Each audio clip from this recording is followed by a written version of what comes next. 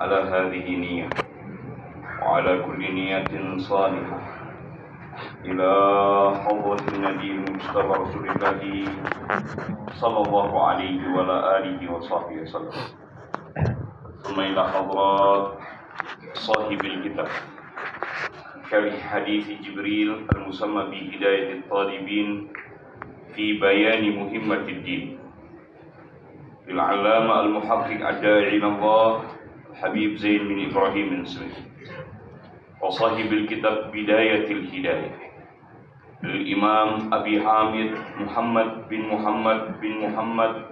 بن أحمد الغزالي رضي الله تعالى عنه، ونفعنا بهما وبعلومهما في الدارين. الفاتحة. أعوذ بالله من الشيطان الرجيم. بسم الله الرحمن الرحيم. الحمد لله رب العالمين الرحمن الرحيم مالك يوم الدين صراط الذين أنعمت عليهم. ثم إلى حضرة شيخنا وأستاذنا ومعلمنا ومهذبنا ومربينا ومرشدنا عبد الله بن محمد نور بن محمد إدريس الموصل في جنيدي الحافظ الحج، شيخنا وأستاذنا مربي روحنا المغفور له حج محمد سيدم بن فاطمة جي البنجلي، وجي مشايخنا صلى حضرات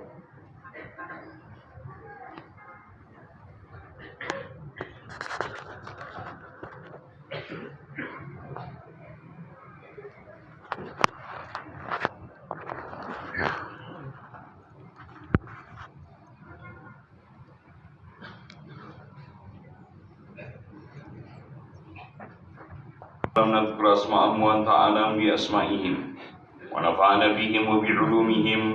لهم الفاتحة. أعوذ بالله من الشيطان الرجيم. بسم الله الرحمن الرحيم. الحمد لله رب العالمين الرحمن الرحيم مالك يوم الدين إياك نعبد وإياك نستعين صراط المستقيم صراط الذين أنعمت عليهم غير المغضوب عليهم ولا الضالين.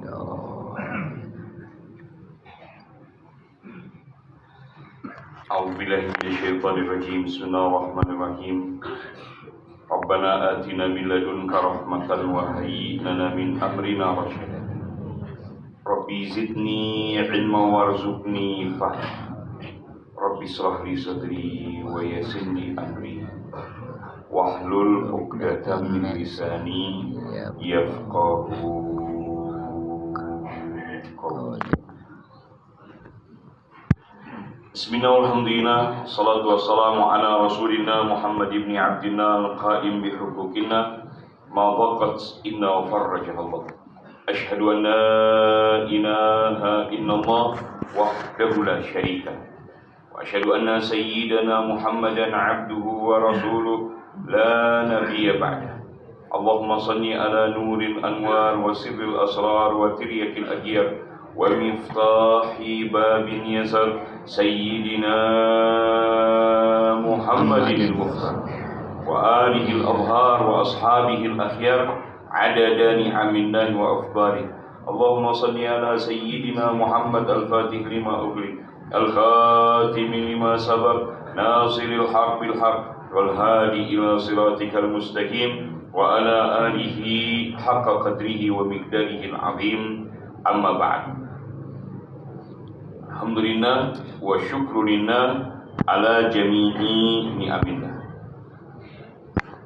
Pada kesempatan hari ini kita akan melanjutkan pengajian kitab Syarah Hadis Jibril dan kitab Bidayatil Hidayah. Ya, Hamzi. Silahkan dibuka kitab Syarah Hadis Jibrilnya halaman 36 judul yang baru. Bismillahirrahmanirrahim. Qala al-musannif rahimahullahu ta'ala wa nafa'ana bihi wa bi'ulumihi fid dharain amin. Bidayatul atau Hadis Jibril dulu? Hadis Jibril dulu atau Bidayatul Hidayah? Bidayah dulu. Oh, salah berarti ya. Enggak udah lama. Memang pelupa. Bidayatul hidayah. Masya Allah.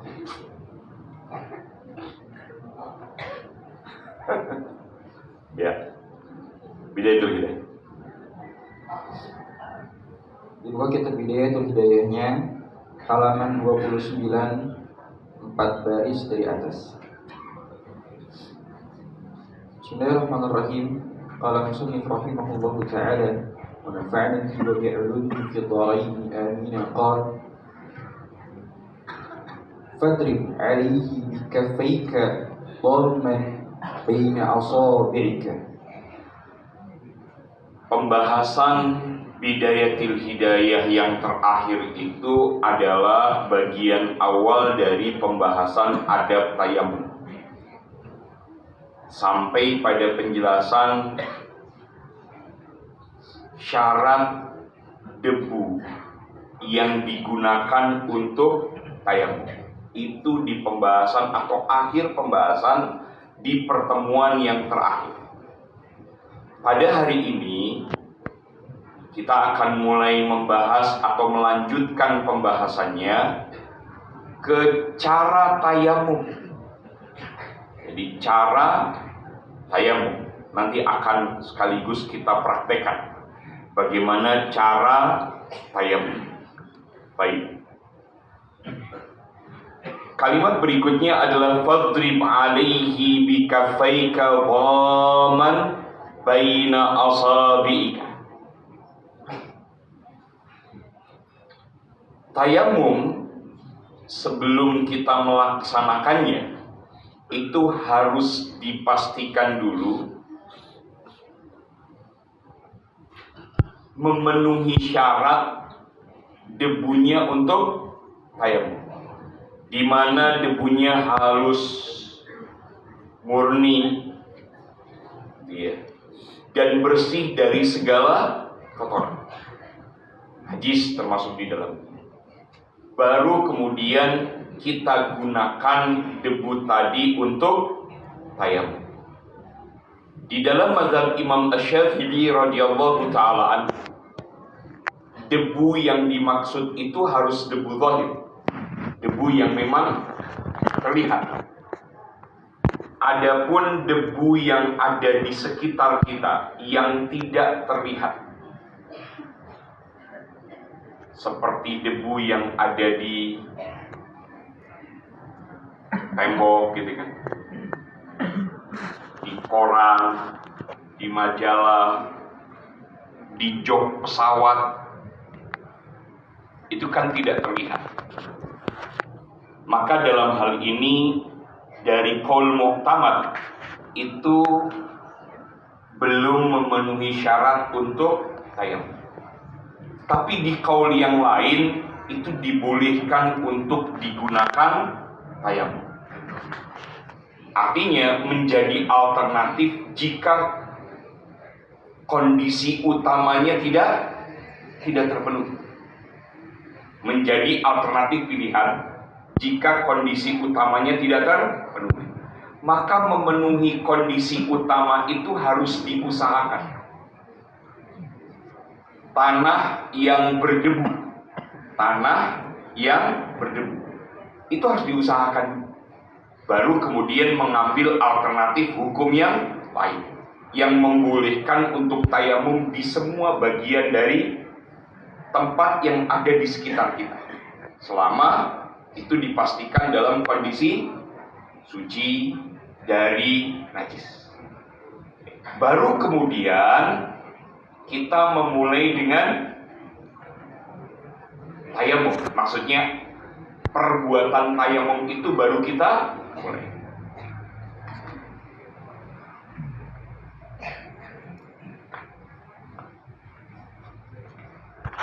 Ada 2 kali tepukan yang harus kita lakukan untuk mengusap 2 anggota tubuh. Yang pertama adalah wajah, yang kedua adalah tangan, yang ketiga adalah nggak ada. Ibu-ibu lagi mikir yang ketiga apaan gitu, nggak ada ibu-ibu. Yang ketiga tidak ada, hanya wajah dan tangan. Gak usah pakai kumur-kumur atau masukkan sesuatu ke hidung. Hanya wajah dan tangan. Baik, kita mulai dengan tangan. Sini sebutkan kalimatnya, diulang lagi. Fadrib alayhi bikafayka dhamman baina asabika. Di tepukan yang pertama, kondisinya tidak sama. Kondisi tangan ini tidak sama dengan tepukan yang kedua. Di tepukan yang pertama, kondisi tangan tidak sama dengan tepukan yang kedua. Di tepukan yang pertama, jari-jarinya dirapatkan. Jari-jarinya dirapatkan. Situ sebutkan kalimatnya, fadrib alihi bikafayka dhaman baina asabi'ika. Tepukan ini telapak tangan ke tempat di situ debu dipersiapkan, di kondisi jari-jari tangan ini dirapatkan. Terus Wal istibahata fardhis salat. kemudian niat, jangan lupa niatnya adalah istibahah fardhis salat, membolehkan untuk melaksanakan sholat. Ulangi lagi kalimatnya, niatnya adalah bukan untuk melaksanakan sholat, tapi kebolehan untuk melaksanakan sholat. Kenapa begitu? Sebab tayamum ini thaharah dhaifah, yang bukan pengganti permanen dari wudu, tapi pengganti sementara dari wudu. Ketika kita berwudu, itu pilihannya sebab kita tidak bisa menggunakan air. Apakah kondisinya karena kondisi utama tidak ada air, atau kondisinya karena kondisi memang tidak mampu menggunakan air? Sehingga pengganti dari kondisi kita bersuci dengan air diganti dengan bersuci memakai debu. Dan pengganti ini hanya pengganti sementara. Meskipun orang yang tidak bisa menggunakan air, dia melaksanakan wudhu, statusnya tetap sama. Kalau dia wudhu karena tidak ada air, saat ada air, dia tayamum saat tidak ada air, saat ada air maka tayamumnya batal. Di tengah-tengah sholat, air nyala, maka dia harus mengulangi ibadahnya, sebab statusnya tadi toharohnya tidak toharoh dengan sempurna. Maksudnya dia mengganti dari air ke debu. Sedangkan mereka yang sakit tidak harus mengulang. Lanjutkan saja, sebab yang sakit kan memang tidak bisa pakai air. Tapi toharohnya tetap toharoh dhaifah, hanya sebatas pengganti. Nanti kalau dia sudah sembuh, ya dia harus wudhu pakai air. Yang berikutnya adalah niat. Jangan lupa tadi niat untuk membolehkan sholat. Nawaitu listibahati fardhis sholat. Nawaitu listibahati fardhis sholat. Saya niat untuk boleh melaksanakan sholat. Berikutnya, Wamsah bihima wajhaka kullahu marratan wahidatan. Tangan ini kemudian ditepukkan ke debu. Kemudian tangan yang sudah ditepukkan ke debu ini kemudian diusapkan ke wajah. Usapkan ke wajah dari atas ke bawah. Ininya dilebarkan supaya tastaw'id, supaya menyeluruh ke seluruh wajah. Berapa kali? Cukup 1 kali. Nah, terus Wala tatakallaf isal al-gubari ila manabit asy-sya'ri khaffa aw katfa. tidak perlu kita memaksakan kondisi untuk sampainya debu ke tempat tumbuhnya rambut, ke kulit tempat tumbuhnya rambut. apakah rambut di wajah yang kondisinya khofa, maksudnya tidak tebal, atau kondisinya tebal. Mau kondisinya rambutnya tidak tebal atau tebal, itu tidak perlu diperhatikan. Berbeda dengan kita menggunakan air. Kalau menggunakan air, maka rambut yang tebal itu cukup zahirnya, sedangkan rambut yang tipis itu rambut yang tipis itu wajib zahir dan batin. Saya ulangi lagi. Kalau berwudu berarti rambut yang tebal itu cukup zahirnya, sedangkan rambut yang tipis itu zahir sekaligus batin. Pertanyaannya, tebal dan tipis taunya dari mana? Ini majelis takhatub. Ini adalah kondisi duduk yang biasanya duduk untuk ngobrol. Jarak orang ngobrol itu segini. Kalau yang diajak ngobrol dalam kondisi ngobrol melihat kulit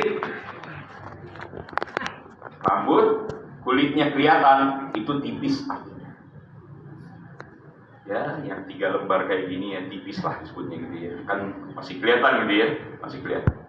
Tapi kalau yang tebal itu artinya kulitnya tidak terlihat. Itu kalau menggunakan air. Tapi kalau menggunakan debu itu tidak berlaku hukumnya. Baik, terus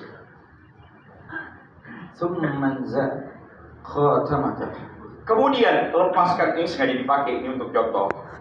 Sumanza khatamak, kalau ada cincin, lepaskan cincinnya. Lepasin. Terus واضرب ضربة ثانية. tangan ini kemudian ditepukkan untuk yang kedua kali. Terus kondisinya gimana tangan, jari-jari tangannya? وفرجا بين أصابعك. Terbuka. Kalau tadi tertutup, sekarang terbuka. Terus وامسح بهما يديك مع مرفقيك. kemudian dari debu yang ada ditepukkan dulu, diginikan dulu. Kemudian baru diusapkan ke tangan. Tangan yang mana dulu? Tangan yang kanan dulu. Kanan dulu baru kiri. Caranya begini. Ini kan ada 2 sisi. Di telapak ini ada 2 sisi. Ada jari-jari tangan, ada telapak tangan. Yang digunakan lebih awal adalah jari-jari tangan dulu. Kita bagi jari tangan untuk bagian gitu ya. Bagian yang lain, telapak tangan untuk bagian sisi yang lain. Begini caranya. Jari-jari tangan digunakan lebih dulu untuk bagian punggungnya. Kemudian diputar telapak tangan itu kemudian untuk sisi yang lainnya. Kemudian pertemukan ibu jari dengan ibu jari. Bisa? Oh, diulang lagi. Sekarang yang kiri. Yang kiri kita bagi 2. Jari tangan dan telapak tangan. Jari tangan dipergunakan lebih dulu untuk di sisi luar. Putar, pergunakan bagian dalam, yaitu telapak tangan. Kemudian pertemukan ibu jari dengan ibu jari. Bisa? Oke, saya ulangi lagi. Putar, kemudian pertemukan ibu jari dengan ibu jari. Berikutnya, putar, pertemukan ibu jari dengan ibu jari. Dengan cara begitu, maka sebagian, maksudnya ini memastikan bahwa tangan itu semuanya kena. Sebagian wajah sekali saja cukup untuk air. Tapi jika tidak cukup, maka wajib mengambil sekali lagi. Tapi kan dengan cara tadi itu sebenarnya sudah dapat semuanya. Kan rapih tadi ya. Terus balikin, dapat, ketemu ibu jari dengan ibu jari. Kemudian balikin, rapat, ketemu ibu jari dengan ibu jari. Nah, terus kalimat berikutnya. فإن لم تستوعبهما ketika belum cukup untuk memastikan bagian dari tangan ini belum terusap secara menyeluruh, فاضرب ضربة أخرى, maka ambil lagi tanah atau debu berikutnya. Untuk apa? Untuk menyempurnakan usapannya. Bukan basuhan. Kalau basuhan pakai air, kalau usapan debu ya. Terus ila an tastaw'ib, sampai meyakini bahwa sudah menyeluruh. Dengan cara tadi itu cukup satu kali. Dengan cara barusan itu cukup satu kali. Terus thumma amsah ihda kaffayka bil ukhra, nah, wamsah ma baina asabi'ika. kemudian begini, setelah beres yang tadi itu tangan, terus tangan gitu ya, bagian dalamnya, terus selesai wajah, kemudian ambil lagi sekali lagi tangan. Tadi jari-jarinya yang pertama dirapatkan untuk wajah, kemudian pada saat tangan dilebarkan, kemudian diusapkan, terakhir jari-jari tangan, kemudian jadi apa? Ditasbih. Terus وصل به فرضا واحدا وما شئت من النوافل. Nah, setelah kemudian selesai semuanya, maka apa yang dilakukan berikutnya? Lakukan sholat. Jangan lupa bahwa tayamum yang thaharah dhaifah ini hanya boleh melaksanakan sholat wajib satu kali. Dengan kata lain, satu tayamum untuk satu kali sholat wajib. Harus ada terusannya kalimatnya. Sebab untuk sholat sunnah bisa sekian sholat sunnah. Tapi sholat wajib itu hanya satu kali. Bagaimana dengan sholat jamak? Kan dua-duanya wajib. Berarti sholat jamak yang pertama tayamum, kemudian tayamum lagi untuk sholat jamak yang kedua. Bagaimana dengan khutbah Jumat? Sama. Khutbahnya itu pakai tayamum. Kalau mu'tamad ya, dalam mazhab Syafi'i. Kemudian yang kedua, sholatnya pakai tayamum yang baru. Jadi khutbah pakai tayamum yang pertama, kemudian untuk sholatnya pakai tayamum yang kedua. Untuk sholat Jumat ya, sholat Jumat. Karena dua-duanya menjadi kewajiban. Tapi ada nggak kaul yang lain? Ada alternatif kaul yang dhaif dan itu ditafsir. Sebagaimana disebutkan Syekhul Islam Syekh Zakaria Al-Ansari, beliau mengatakan boleh mengumpulkan khutbah Jumat dengan sholat Jumat hanya satu tayamum jika niat tayamum untuk sholat Jumat. Satu, dua, tidak boleh mengumpulkan khutbah Jumat dengan sholat Jumat hanya satu tayamum apabila niat tayamum untuk khutbah Jumat saja. Jadi kalau niatnya untuk khutbah Jumat tidak boleh digabung. Tapi kalau niat tayamumnya untuk sholat Jumat boleh digabung. Jangan lupa ini qaul dhaif. Maksudnya qaul yang lain alternatif.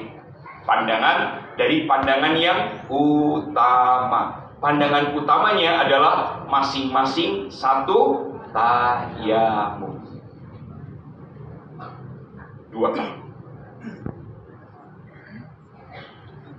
Yang berikutnya, فإن أردت فرضا ثانيا فاستثني له تيمما آخر. ketika kita ingin melaksanakan kewajiban atau sholat wajib yang kedua, maka ulangi lagi tayamum dari awal sehingga kita bisa melaksanakan sholat yang kedua dengan tayamum yang baru. Jadi sudah jelas. Kenapa alasannya begitu? Kembali lagi kepada alasan yang tadi. Sebab tayamum itu adalah thaharah dhaifah. Thaharah bersuci yang tidak sebagai pengganti utama, tapi pengganti sementara dari wudu. Tayamum ini pun dipakai untuk menyempurnakan wudu saat di anggota wudhu ada luka yang tertutup oleh penutup luka. Jadi ada bagian tubuh yang termasuk anggota wudhu itu ada luka. Katakan lukanya ada di tangan kiri dan lukanya ditutup sama penutup luka. Itu tidak sederhana. Sebab cara wudhunya harus digabung dengan tayamum. Sudah pernah ini?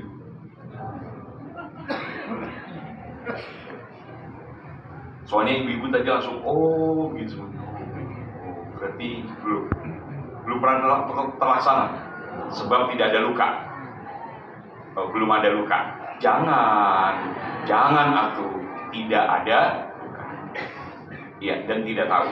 Tapi kalau seandainya ada, maka harus tahu bahwa bagian yang ditutup luka tadi itu harus digabungkan dengan tayamum.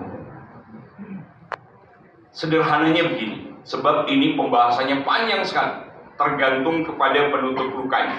Apakah penutup lukanya hanya menutupi bagian yang sekedar agar penutup tadi bisa nempel, gitu, atau melebihinya? Bagaimana kondisi lukanya? Apakah saat ditutup itu dia sebelumnya sudah bersuci atau belum? Itu semuanya akan menjadi pertanyaan. Tapi katakanlah seandainya memang tayamum dibutuhkan, maka caranya adalah wudhu sampai basuh sampai bagian yang sehat. Termasuk bagian tangan yang ada lukanya itu dibasuh dulu yang sehatnya. Kemudian untuk mengangkat bagian yang tertutup tadi oleh penutup luka, itu lakukan tayamum. Tayamum biasa. Tayamum yang tadi, wajah, tangan, beres, lanjutkan wudhunya. Begitu. Itu ada di pembahasan khusus tentang jabirah, penutup jadi yang luka itu tadi ya, terkait dengan penutup luka. Nah, hal-hal seperti ini di dalam Islam itu lapisan. Sehingga ketika kita menjadikan syariat itu menjadi bagian yang penting di dalam mengambil keputusan kita, atau proses di dalam perjalanan hidup kita, atau bagian terbesar untuk menjadikan kita menyempurnakan hubungan kita sama Allah, itu akhirnya kita akan menyenangi syariat. Tidak ada orang yang melakukan hal seperti ini kemudian membenci syariat, kan? Semua pasti akan menyenangi syariat. Syariat itu menyenangkan jika kita tahu. Syariat itu menyenangkan jika ada ilmunya. Syariat itu menyenangkan kalau kita bisa merasakan bagaimana nikmatnya syariat ya ta'atsar alaina, bisa berbekas di dalam hidup kita. Itu penting. Masalahnya adalah tidak sedikit orang itu menjadikan syariat itu sebagai beban. Sholat beban, puasa beban, zakat beban. Kalau menjadikan apa yang menjadi syariat bukan menjadi bagian dari kesenangan, sebenarnya ada yang salah dalam hidup kita, atau ada yang salah dalam cara berpikir kita. Sebab semua syariat itu menyenangkan. Maka dalam hal ini perlu juga dipertegas, jangan juga jadikan syariat tidak menyenangkan bagi orang lain. Syariat itu kalau diajar